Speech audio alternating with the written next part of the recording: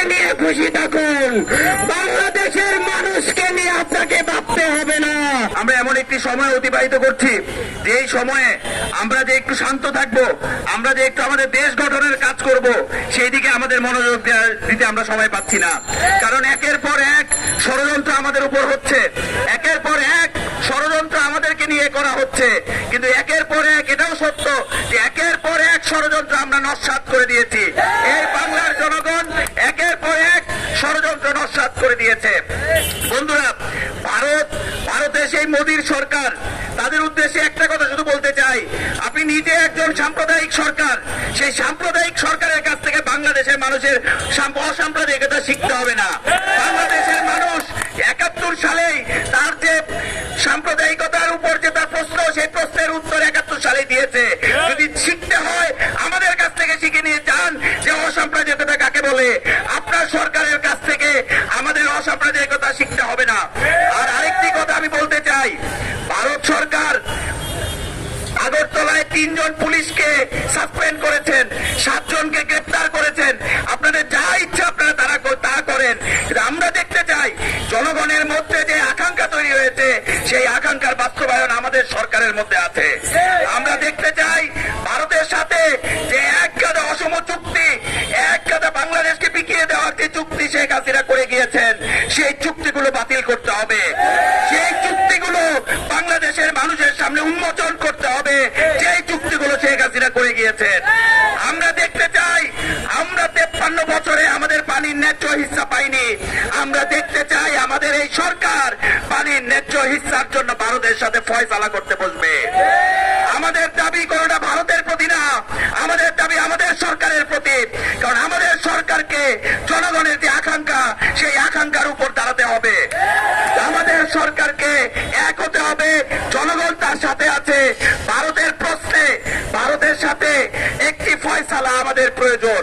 একটি কথা বলে শুধু শেষ করবো বন্ধুরা, আমাদের পৃথিবীর কোন দেশের সাথে শত্রুতা নেই। আমাদের পৃথিবীর কোন দেশে কোন ধরনের সরকার, সেই সরকারের কি না কি তা নিয়ে আমাদের কোন শত্রুতা নেই। কিন্তু বাংলাদেশ প্রশ্নে যে বাংলাদেশের মর্যাদা ক্ষুণ্ণ হবে যেখানে, সেইখানেই আমরা বিরোধ করব। ব্রিটিশ বেনিয়াদের বিরুদ্ধে ভারতের জনগণ, বাংলাদেশের জনগণ কাঁধে কাঁধ রেখে কিন্তু ব্রিটিশদেরকে এখান থেকে ছাড় করেছিল।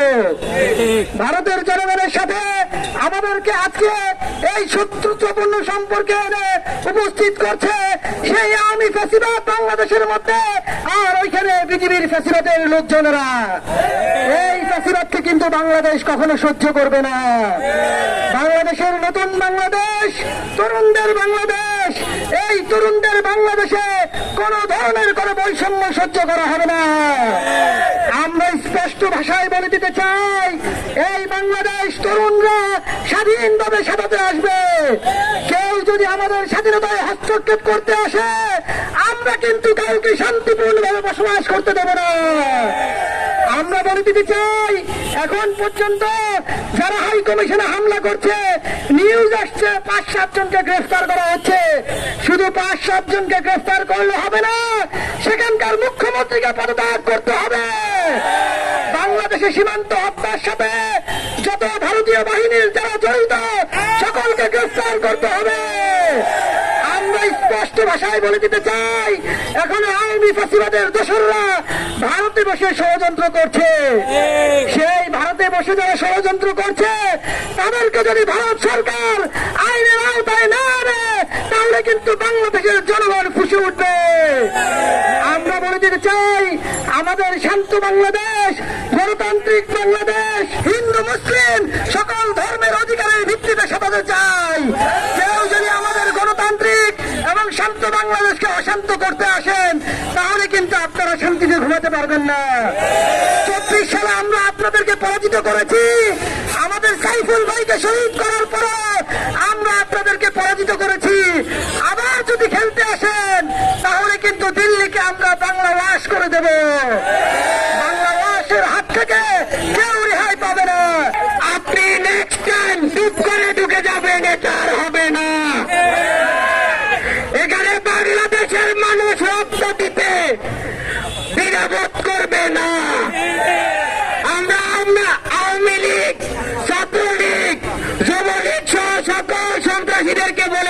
চাই, আপনারা যত ধরনের পায়তারা করুন না কেন, আমরা রাজপথে আছি, আমরা রাজপথে থাকবো।